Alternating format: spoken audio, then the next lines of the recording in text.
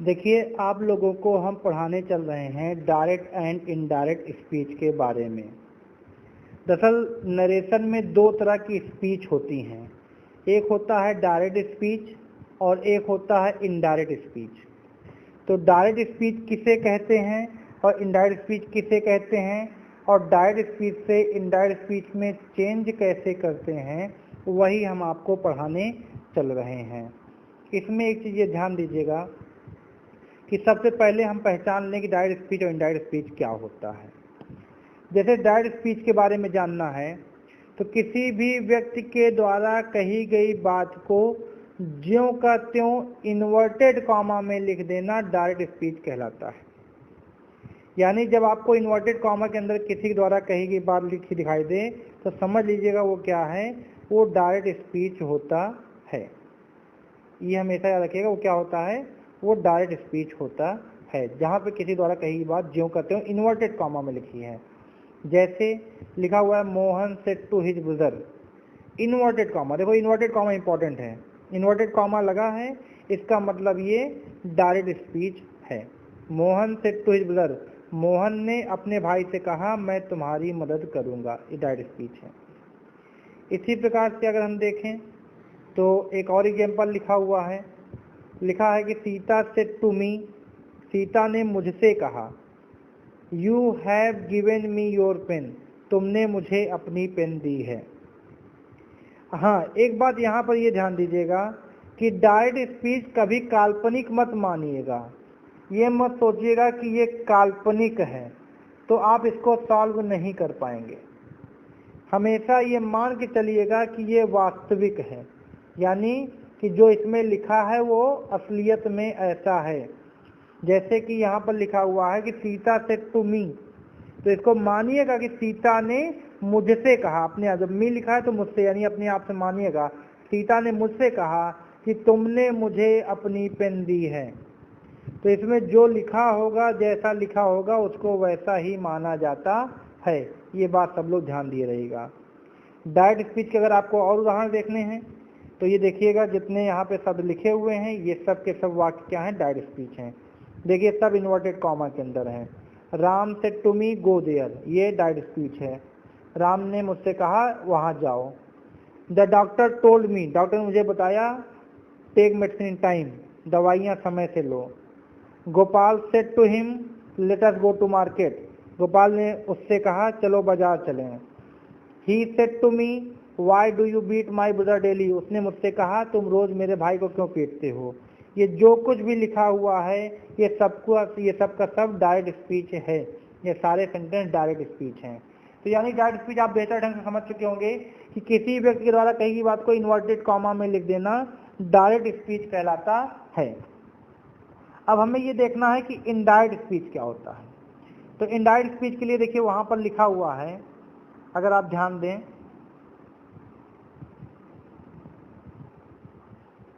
Indirect speech के लिए लिखा हुआ है कि किसी के द्वारा कही गई बात को अपने अनुसार और वर्तमान समय और वर्तमान स्थान के अनुसार इनडायरेक्ट स्पीच बदल देना इनडायरेक्ट स्पीच कहलाता है। मतलब डायरेक्ट स्पीच को चेंज कर दीजिए, वही इनडायरेक्ट स्पीच होता है। किसमें चेंज करिए, अपने अनुसार, उसमें लिखे शब्दों को अपने अनुसार करिए। यह सीता ने, ध्यान सुनिएगा, सीता ने मुझसे कहा यू, सीता से टू मी यू, सीता ने मुझे यू कहा। अब ये जो यहाँ यू लिखा है, मुझे यू कहा, तो भाई मैं अपने आप को यू थोड़ा ना कहूँगा, मैं तो अपने आप को आई कहूँगा। तो जो यू है वहाँ आई कर दिए, तो हम इसको अपने अनुसार कर दिए। हम सीता को तो भाई सी कहेंगे, या सीता को हम हर कहेंगे। सीता को हम लोग या तो सी कहेंगे और या तो हर कहेंगे। तो यानी कि कहीं पर भी अगर सीता ने अपने आप के लिए कुछ कहा, जैसे सीता ने कहा कि यू हैव गिवन मी, मी सीता ने अपने आप को कहा, हम इसको हर कर दें। यानी किसी के द्वारा कही गई बात को अपने अनुसार बदल दीजिए। हमेशा अपने आप, मतलब आप अपने आप को समझिएगा, किसी के द्वारा कही गई बात को अपने अनुसार बदल दीजिए, वही इनडायरेक्ट स्पीच कहलाता है। अब अपने अनुसार चाहे आप ट्रांसलेशन करके कर सकते हैं, या हम आपको अभी बारी बारी से सारे परिवर्तन बताएंगे, उससे भी आप समझ सकते हैं। इनडायरेक्ट स्पीच के कुछ एग्जाम्पल देखिएगा। जैसे देखिए लिखा हुआ है गीता से, गीता ने कहा I am ill today, Geeta ने कहा आई एम इल टुडे। अगर आप भी कह देंगे कि आई एम इल टुडे, क्योंकि इनडायरेक्ट हमेशा हमें बोलना है, आप अपने आप जानिए इनडायरेक्ट हमेशा हम लोगों को बोलना है। तो अगर गीता ने कहा आई एम इल टुडे और हम कह दें आई एम इल टुडे, तो दोनों तो अलग अलग बात होगी, दोनों एक बात थोड़ी ना होगी, तो यहाँ ये गलत हो जाएगा भाई। अगर गीता ने कहा आई एम इल टुडे, हम बात को ऐसे कहें कि बात का मतलब वही निकले, तो गीता तो हम लोगों के लिए सी है ना। कोई भी एक जान लीजिएगा, जितने भी मेल होते हैं मैस्कुलिन जेंडर, वो सब ही हिम या हिज होते हैं। क्या होते हैं? ही होते हैं, हिम होते हैं या हिज होते हैं। और जितने भी फेमिनिन जेंडर होते हैं, जितनी फीमेल हैं, जितने फेमिनिन जेंडर होते हैं, वो सब सी हर या हर होते हैं। जितने भी फीमेल हैं यानी फेमिनिन जेंडर हैं, उन सब के लिए हम लोग सी या हर और हर, सब्जेक्ट में सी, ऑब्जेक्ट में हर और पॉजिटिव में हर का प्रयोग करते हैं। ये चीज़ ध्यान दिए रहिएगा। जैसे अगर आपको कभी राम के लिए कहना है कि राम एक अच्छा लड़का है, तो Ram is a good boy, वह क्रिकेट खेल रहा है, तो अगर राम के लिए कह रहा है वह क्रिकेट खेल रहा है तो हम ही कहेंगे। किसी भी मेल के लिए, किसी भी मैस्कुलिन जेंडर के लिए हम लोग ही का प्रयोग करेंगे। हम गीता क्रिकेट खेल रही है, उसके लिए कहना है प्रोनाउन गीता क्रिकेट खेल रही है, तो गीता इज प्लेइंग क्रिकेट, वह एक अच्छी लड़की है तो सी इज ए गुड गर्ल कहेंगे। तो ये बात हमेशा याद रखिएगा कि किसी भी, तो यहाँ पे देखो हम डायरेक्ट को इनडायरेक्ट के लिए आपको एक कॉन्सेप्ट बताना चाह रहे थे। कॉन्सेप्ट ये है कि गीता ने कहा कि आई एम इल टुडे, तो हम कहेंगे, देखो हम कहेंगे कि सी वाज इल। देखो जिस दिन उसने कहा उस दिन बीमार थी ना, तो हम आज थोड़ी ना बीमार है, हम कह देंगे आई एम इल टुडे या सी इज इल टुडे कह दें तब भी गड़बड़ है। गीता ने जिस दिन ये बात कही, गीता ने जिस दिन ये बात कही, तब से अब में समय बदल गया है, स्थान बदल गया है और कहने वाला आदमी बदल गया है। कहने वाला आदमी कौन है? मैं हूं, यानी अपने आप को आप मानिए। ये बात गीता ने कही, लेकिन डायरेक्ट हमेशा हमें कहना है। तो कहने वाला आदमी बदल गया है और समय बदल गया, स्थान। तो गीता ने कहा आई एम इल टुडे, तो आप कहोगे कि she was ill that day. ये कैसे चेंज किए ये आगे आपको हम बताएंगे। मतलब कुल मिला के यही होता है, चीज़ों को बदल देना इनडायरेक्ट स्पीच कहलाता है। जैसे और आपको चीज़ें दिखाएं, अगर मान लीजिए कहीं लिखा हुआ है, ध्यान दीजिएगा, अब देखो कहीं लिखा है you said where has he gone, तुमने कहा वो कहाँ गया, तुमने कहा वो कहाँ गया है, यानी तुमने पूछा कि वह कहाँ गया है। तो you are where he had gone. तो ये डायरेक्ट स्पीच है, ये इनडायरेक्ट स्पीच है। तो अब ये डायरेक्ट स्पीच को इनडायरेक्ट स्पीच में कैसे चेंज करते हैं, इसी के ऊपर हमको चर्चा करनी है। तो ध्यान दीजिएगा, बदलने में कुछ नियम होते हैं। डायरेक्ट स्पीच को इनडायरेक्ट स्पीच बदलने के लिए कुल 5 चीज़ें बदली जाती हैं, ये जानते रहिएगा। जब कभी किसी डायरेक्ट स्पीच को इनडायरेक्ट स्पीच में चेंज करना है तो कुल मिला के 5 चीज़ें बदली जाती हैं। वो 5 चीज़ें क्या क्या हैं वो आप जानते रहिए। सबसे पहले है रिपोर्टिंग वर्ब में परिवर्तन। अच्छा हाँ, एक चीज़ आपको जो अभी बताना इंपॉर्टेंट था वो बताना ध्यान से रह गया था, तो पहले वही देख लीजिए जो कि यहाँ पर था कि डायरेक्ट स्पीच के 2 भाग होते हैं। ये जो डायरेक्ट स्पीच है, थोड़ा परिचय जरूरी है। ये डायरेक्ट स्पीच है, इसके 2 भाग होते हैं। एक इन्वर्टेड कॉमा के बाहर का भाग होता है और एक इन्वर्टेड कॉमा के अंदर का भाग होता है। तो इसको समझे रहिएगा, इन्वर्टेड कॉमा के बाहर के भाग को क्या कहते हैं, इन्वर्टेड कॉमा के अंदर के भाग क्या कहते हैं। देखिए क्या लिखा है, इन्वर्टेड कॉमा के बाहर के भाग को रिपोर्टिंग क्लॉज कहते हैं। इन्वर्टेड कॉमा के बाहर के भाग को रिपोर्टिंग क्लॉज कहते हैं। जैसे देखिए ये जो वाक्य है इसमें इन्वर्टेड कॉमा के बाहर ये है, यानी गीता सेड, ये रिपोर्टिंग क्लॉज है। और यहाँ क्या लिखा हुआ है, इन्वर्टेड कॉमा के अंदर के भाग को रिपोर्टेड स्पीच कहते हैं। ये है इन्वर्टेड कॉमा के अंदर का हिस्सा, इसको रिपोर्टेड स्पीच कहते हैं।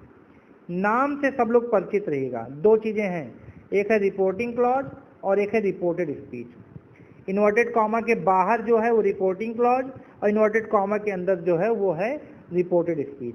जैसे ये वाक्य देखिए, ये ही सेड टू मी, ये इन्वर्टेड कॉमा के बाहर है, ये है reporting clause. He has gone, ये इन्वर्टेड कॉमा के अंदर है, ये है रिपोर्टेड स्पीच।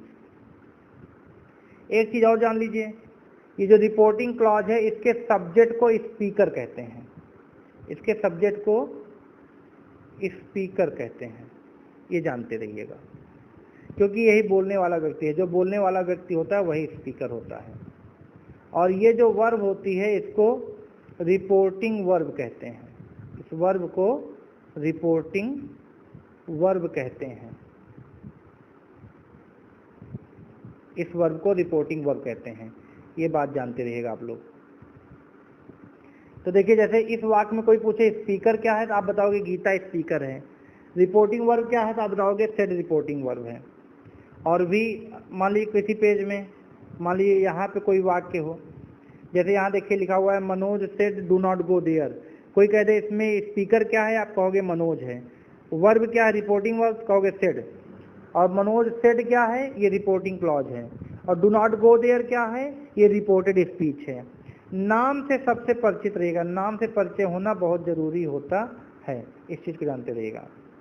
तो यहाँ तक हमने आप लोगों को बता दिया कि डायरेक्ट स्पीच के किसे कहते हैं और इनडायरेक्ट स्पीच किसे कहते हैं, और डायरेक्ट स्पीच के दो भाग होते हैं, और डायरेक्ट स्पीच में रिपोर्टिंग क्लॉज होता है, रिपोर्टेड स्पीच होता है, ये सारी चीज़ बताएं, स्पीकर बताएं, रिपोर्टिंग वर्ब बताएं। अब हम चर्चा करना चाहते हैं चेंज करने पे। डायरेक्ट स्पीच को जब इनडायरेक्ट स्पीच में चेंज करते हैं तो टोटल 5 चीज़ें बदली जाती हैं। वो 5 चीज़ें क्या क्या हैं बदली जाती हैं वो जानते रहिएगा। एक तो रिपोर्टिंग वर्ब बदला जाता है, रिपोर्टिंग वर्ब मतलब यही जो सेड या सेड टू होता है, जो सेड या सेड टू होता है इसी को रिपोर्टिंग वर्ब कहते हैं। तो रिपोर्टिंग वर्ब बदल दिया जाता है, किसमें बदला जाता है अभी हम आपको बताएंगे। और फिर कॉमा इन्वर्टेड कॉमा बदला जाता है, जो इन्वर्टेड कॉमा होता है वो बदल दिया जाता है। फिर रिपोर्टेड स्पीच, जो इन्वर्टेड कॉमा के अंदर वाक्य है उसकी टेंस बदल दी जाती है।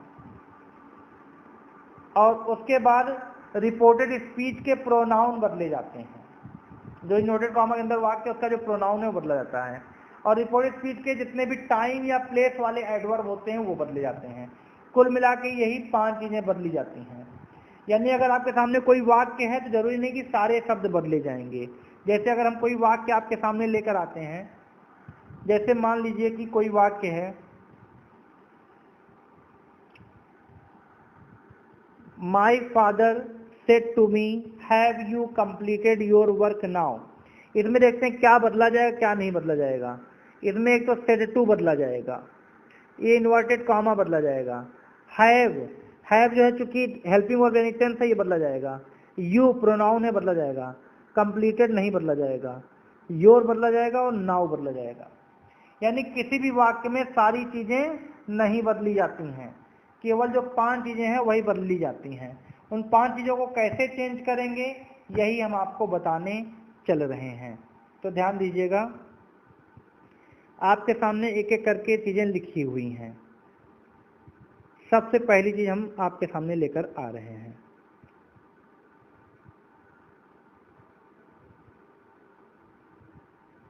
यहाँ पे देखिए आपको 2 चीज़ों को बदलना बताया गया है, सेड और सेड टू को बदलना और इन्वर्टेड कॉमा को बदलना। कि सेड या सेड टू को किस में बदलते हैं और इन्वर्टेड कॉमा को किस में बदलते हैं। तो पहली चीज़ जान लीजिएगा, सेड या सेड टू को हमेशा इन्वर्टेड कॉमा के अंदर का जो वाक्य का मकसद होता है उसी मकसद में बदलते हैं। जैसे किसी वाक्य को पूछने का मतलब कोई वाक्य बोलने का मकसद है पूछना, तो हम सेड को आस्क्ड कर देंगे। मकसद को अंग्रेजी में कहते हैं इंटेंशन, जो वाक्य का इंटेंशन होगा उसी में हम सेड या सेड टू को बदलते हैं। एक एक करके वाक्य देख रहे हैं। जब कभी असर्टिव आया रहेगा, असर्टिव मतलब जब कोई वाक्य सब्जेक्ट से शुरू हो तो वहां पे सेड या सेड टू को सेड करते हैं और सेड टू को टोल्ड करते हैं, जानते रहिएगा। अगर कोई भी वाक्य आपके सामने असर्टिव है तो वहां पे सेड और सेड टू को टोल्ड करते हैं। जैसे एग्जाम्पल देखिए तुरंत आपके सामने देखिए, केवल सेड की हम चर्चा कर रहे हैं तो केवल सेड देखिएगा, ध्यान दीजिएगा। जैसे यहाँ लिखा हुआ है he said you must work hard, तो सेड को यहाँ पे सेड ही लिख दिया जाएगा, क्योंकि हमने बताया है जब अंदर कोई वाक्य सब्जेक्ट से शुरू हो तो इसका मतलब वो बात कही गई है, और कहने को अंग्रेजी में से या सेड कहते हैं। तो जब कभी इन्वर्टेड कॉमा के अंदर का वाक्य सब्जेक्ट से शुरू होगा तो सेड को सेड और सेड टू को टोल्ड करते हैं, सेड को सेड और सेड टू को टोल्ड। जैसे देखिए यहाँ इन्वर्टेड कॉमा के अंदर का वाक्य सब्जेक्ट से शुरू है, तो जब इन्वर्टेड कॉमा के अंदर का वाक्य सब्जेक्ट शुरू है तो ये सेट टू को हम लोग टोल्ड कर देंगे। क्या कर देंगे? टोल्ड कर देंगे। जैसे और कहाँ पे देखिए, जैसे ये वाला वाक्य देखिए, इस वाक्य को lovely said will the teacher not teach us today, यहाँ सेड को सेड नहीं करेंगे क्योंकि ये वाक्य सब्जेक्ट से नहीं शुरू हो रहा है। इस बात को ध्यान दीजिएगा। ये किससे शुरू हो रहा है? Helping verb. तो हेल्पिंग वर्ब का नियम हम आगे बताएंगे। सेड को सेड या सेड टू को टोल्ड कब करते हैं ये जानते रहिएगा, जब कोई वाक्य सब्जेक्ट से शुरू हो। जैसे ये देखिए दूसरा वाला वाक्य, ये सब्जेक्ट शुरू है, यहाँ सेड को सेड करेंगे। ये वाले वाक्य में हेल्पिंग वर्ब शुरू है, सेड को सेड या सेड टू टोल्ड नहीं करेंगे। जैसे ये वाला वाक्य कीप क्वाइट, ये वर्ब से शुरू है तो सेड टू को टोल्ड नहीं करेंगे। ये गॉड इज वाला वाक्य देखिए सेड टू लिखा हुआ है तो इसको टोल्ड कर देंगे। जैसे I have seen the Taj Mahal, ये सब्जेक्ट शुरू है, सेड को सेड कर देंगे। जैसे I heard that news yesterday, ये सब्जेक्ट शुरू है, सेड को सेड कर देंगे। ये बात जानते रहिएगा। जैसे यहाँ I am waiting for your father today, ये भी सब्जेक्ट शुरू है तो यहाँ सेड टू है, सेड टू को टोल्ड कर देंगे। तो जब कोई वाक्य सब्जेक्ट से शुरू होता है तो वहां पर सेड को सेड और सेड टू को टोल्ड किया जाता है। ये हो गया सेड और सेड टू में पहला परिवर्तन। अब दूसरा परिवर्तन देखिएगा।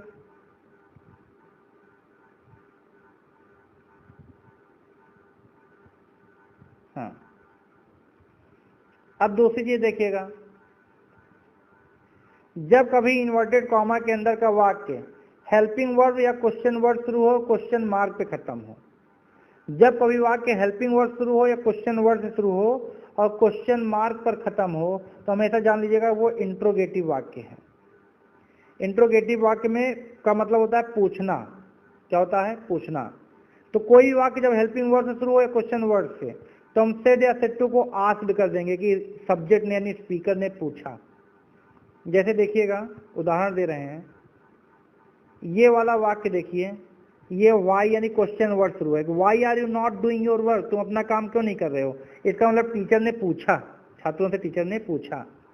जैसे ये देखिए, did you solve their question yesterday, क्या तुमने उनका क्वेश्चन कल सॉल्व किया? तो देखो, क्या तुमने उनका क्वेश्चन कल सॉल्व किया, ये हेल्पिंग वर्ड शुरू है, क्वेश्चन मार्क पे खत्म है। मतलब यानी यहाँ पे सेड टू को आस्क्ड करेंगे। जैसे ये वाला वाक्य देखिए, क्वेश्चन मार्क पे खत्म है, हेल्पिंग वर्ड से शुरू है, मतलब सेड टू को आस्क करेंगे। सेड टू को आस्क करने का मतलब होगा कि हिज फ्रेंड आस्क्ड हिम, ये हो जाएगा हिज फ्रेंड आस्क्ड हिम। और देखिए आपको एग्जांपल बता रहे हैं, जैसे और एग्जांपल देखना चाहते हैं अगर आप, ये देखिएगा, ये सेंटेंस देखिए लिखा हुआ है, will the teacher not teach us today, क्या टीचर हमें आज नहीं पढ़ाएंगे?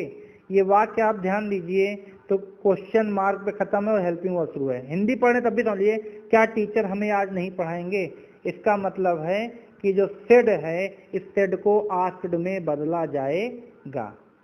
तो ये बात आप लोगों को हमने बता दी, इस बात को समझे रहिएगा।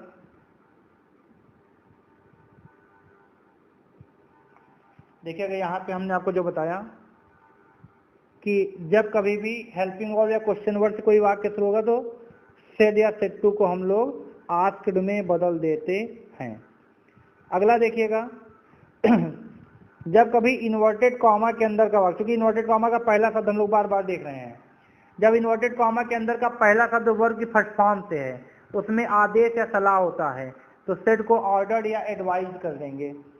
जब डू नॉट शुरू होगा उसमें मना करना होता है। अब वाक्य पढ़िए, जिस वाक्य में आपको आदेश नजर आए उसमें ऑर्डर्ड या एडवाइज कर दीजिए, जिसमें आपको मना करना नजर आए वहाँ फॉरवर्ड कर दीजिए, जहाँ आपको रिक्वेस्ट फीलिंग आए तो वहाँ रिक्वेस्टेड कर दीजिए, जहाँ आपको सलाह की फीलिंग आए वहाँ सजेस्टेड कर दीजिए, जहाँ आपको आदेश की फीलिंग आए वहाँ ऑर्डर्ड कर दीजिए। इसी प्रकार से किया जाता है।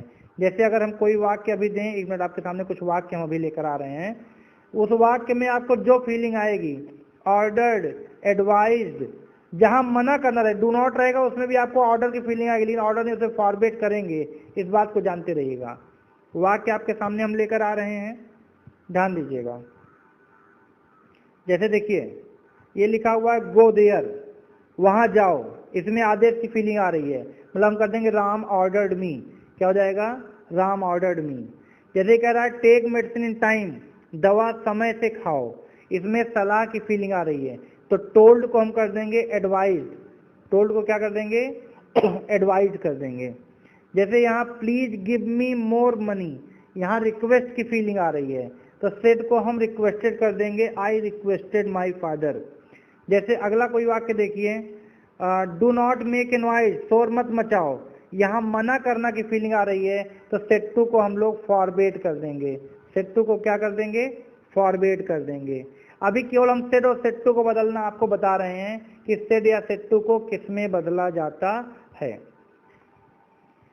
तो ये आपके इंपरेटिव वाक्य हो गए। इंपरेटिव में आदेश, सलाह, इनकार, मना करना जो भी होता है, वाक्य को देख के आपको फीलिंग जो भी चीज़ की आएगी, सेंटेंस में पढ़ के जैसी की फीलिंग आएगी, हम वैसे ही ऑर्डर्ड, फॉरबेड, रिक्वेस्टेड आदमी कर देंगे। तो देखिए हमने आपको सेड या सेड टू को सेड टोल्ड में, आस्क्ड में, ऑर्डर्ड, एडवाइज, फॉरबेड, रिक्वेस्टेड, इन सब में आपको बदलना हमने बताया। अब देखिएगा जब एक्सक्लामेटरी आ जाए, जिस वाक्य में एलास, हुर्रा या ओ आ जाए, वहाँ एक्सक्लेम्ड लिखेगा, एक्सक्लेम्ड के साथ विद जॉय, विद जॉय या विद सारो, ये सब लगा दिए, जैसा भाव होगा।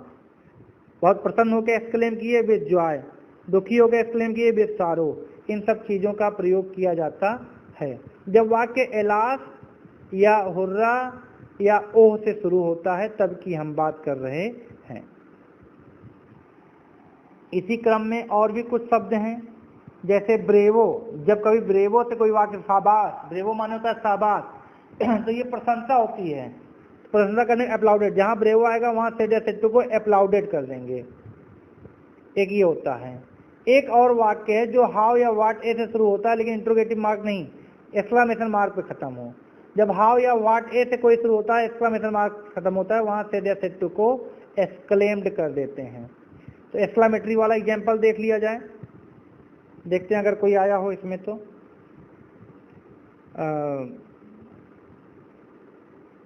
वैसे देख तो नहीं रहा है कोई, हाँ देखिए एक दिखा, यहाँ देखिए लिखा हुआ है he said alas I am ruined, यानी यहाँ पे सेड को एक्सक्लेम्ड विद सारो कर दिया जाएगा।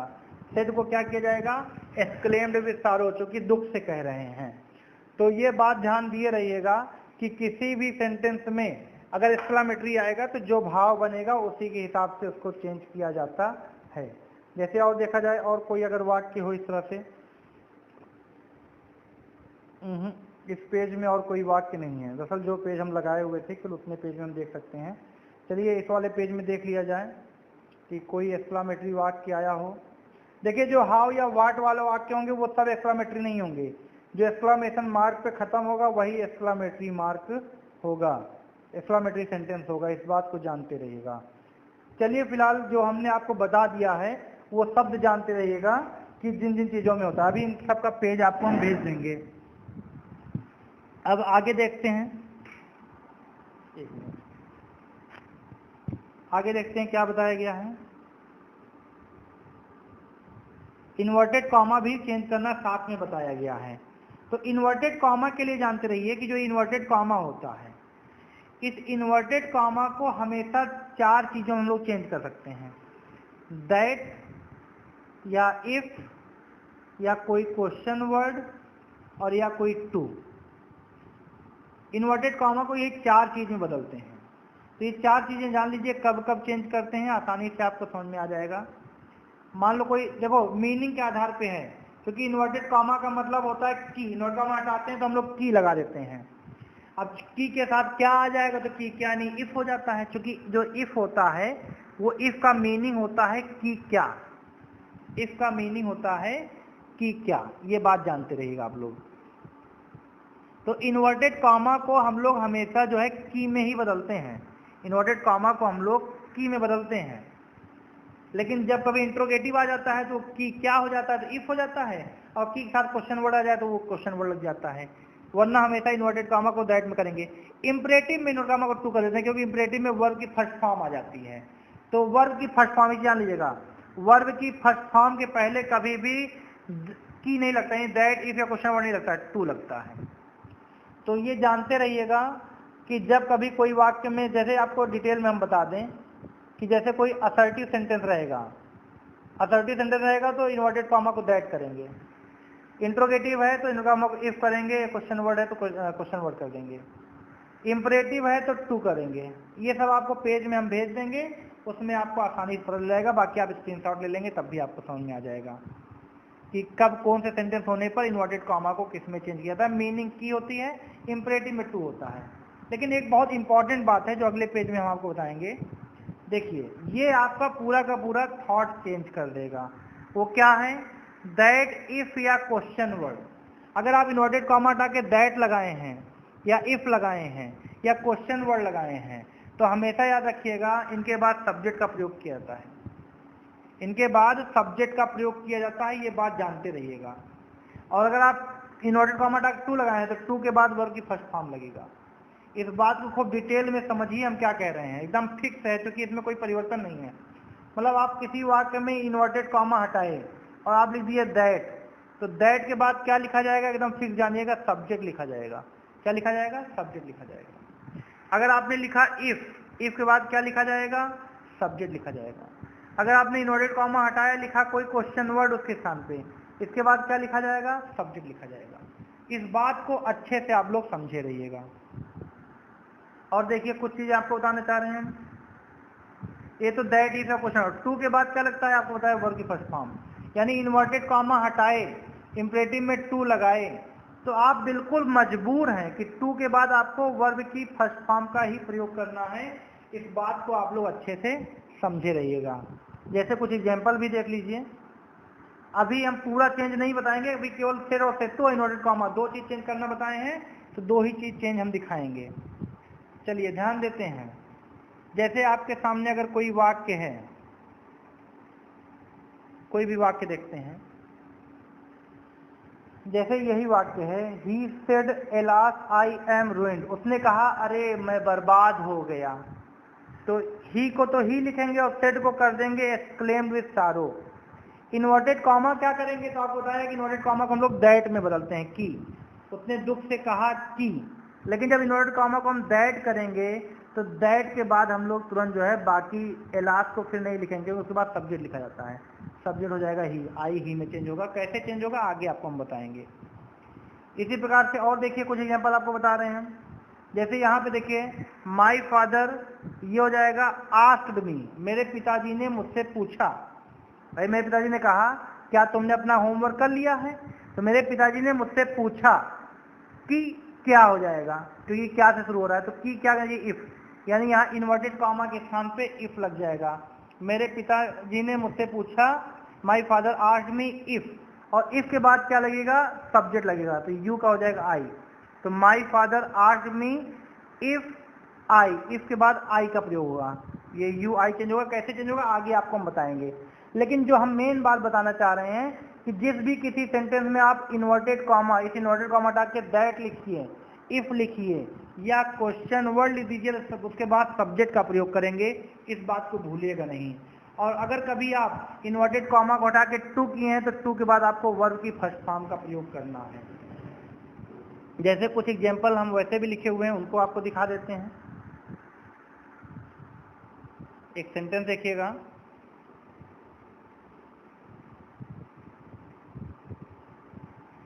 हाँ देखिए,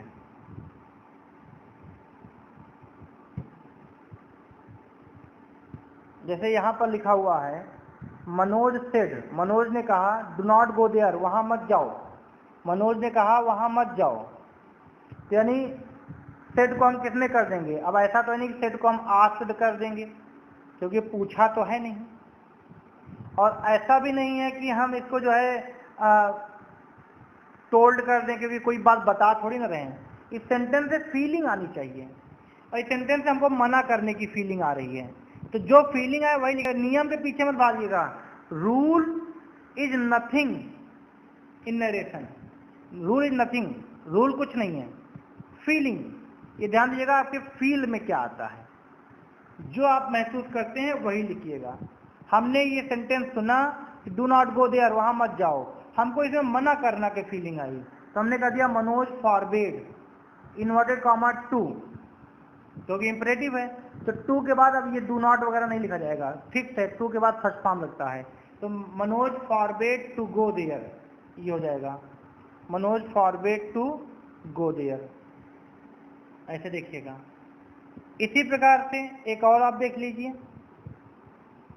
जैसे ये है, सीता सेड, सीता ने कहा why had he slept, Sita ने कहा वाई हैड ही स्लेप्ट। तो मतलब सीता ने पूछा, हमको ये सेंटेंस में पूछना की फीलिंग आ रही है, तो मतलब सीता ने पूछा।